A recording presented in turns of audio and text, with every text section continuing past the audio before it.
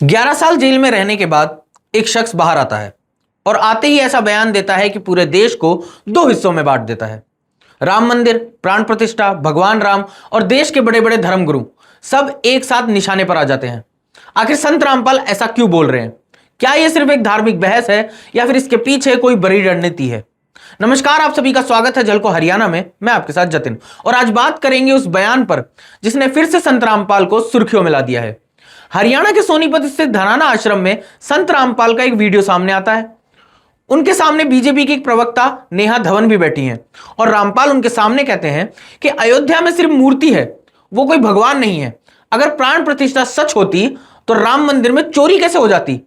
रामपाल आगे कहते हैं कि अगर राम मूर्ति में सचमुच प्राण होते तो भगवान राम खुद अपने धनुष बाण से चोर को मार देते। यही नहीं, उन्होंने यह भी कहा कि आज के धर्मगुरु लोगों को मूर्ख बना रहे हैं।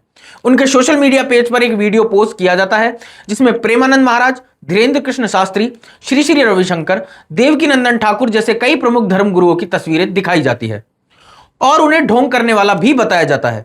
यानी रामपाल ने सीधे देश के सबसे चर्चित धार्मिक चेहरों को चुनौती दे दी है। लेकिन यह पहली बार नहीं है जब रामपाल विवादों में आए हों। अगर इनके इतिहास को देखें तो विवाद इनके साथ वर्षों से चलते आए हैं। साल 2006 करोथा आश्रम, आर्य समाज और रामपाल के अनुयायियों के बीच हिंसक झड़प होती है। एक व्यक्ति की वहां पे मौत भी हो जाती है। यहीं से विवादों का सिलसिला शुरू होता है। फिर आया साल 2014, हिसार का बरवाला आश्रम, कोर्ट में पेश न होने पर वारंट जारी होता है। पुलिस आश्रम पहुंचती है लेकिन अंदर हजारों समर्थक मौजूद थे।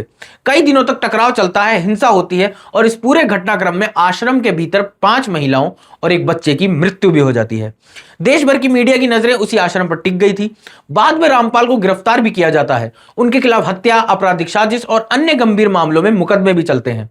उन्हें सजा भी सुनाई जाती है। इसके बाद उन्हें करीब 11 साल 4 महीने 24 दिन जेल में बिताए। फिर अदालत ने उन्हें राहत मिली, सजा निलंबित हुई, जमानत मिली और अप्रैल 2026 में वे जेल से बाहर आ गए। लेकिन जेल से बाहर आने के बाद लोगों को लगा था कि शायद अब रामपाल आध्यात्मिक प्रवचन तक ही सीमित रहेंगे, लेकिन हुआ बिल्कुल उल्टा। उन्होंने आते ही देश के सबसे संवेदनशील धार्मिक मुद्दों पर बयान देना शुरू कर दिया। और अब सवाल सिर्फ इतना ही नहीं कि रामपाल ने क्या कहा, सवाल यह भी है कि आखिर वह ऐसा क्यों कह रहे हैं। क्या वे अपने अनुयायियों के बीच प्रभाव बढ़ाने की कोशिश कर रहे हैं या फिर धार्मिक बहस के जरिए फिर से राष्ट्रीय चर्चा में आने की रणनीति है? इसका जवाब समय देगा। अब दूसरी तरफ भी देखिए, राम मंदिर करोड़ों लोगों की आस्था का केंद्र है। प्राण प्रतिष्ठा हिंदू धर्म की एक स्थापित धार्मिक परंपरा मानी जाती है। ऐसे में जब कोई सार्वजनिक मन से उस पर सवाल उठाता है तो स्वाभाविक है कि करोड़ों लोगों की भावनाएं भी जुड़ जाती है। यही वजह है कि सोशल मीडिया पर रामपाल के बयान को लेकर तीखी बहस छिड़ गई है। कोई अभिव्यक्ति की आजादी की बात कर रहा है तो कोई इसे धार्मिक भावनाओं को ठेस पहुंचाने वाला बयान भी बता रहा है। यही एक और सवाल खड़ा होता है कि क्या किसी धार्मिक गुरु को दूसरे धर्म गुरु पर इस तरह की टिप्पणी करनी चाहिए?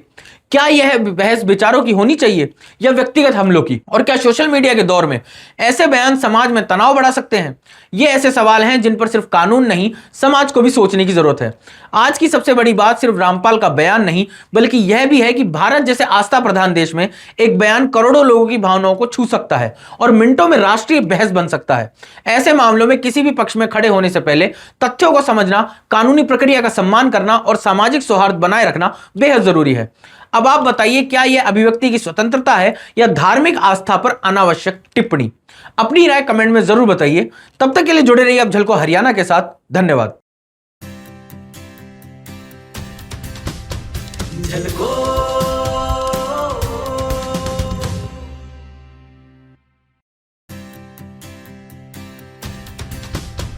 झलको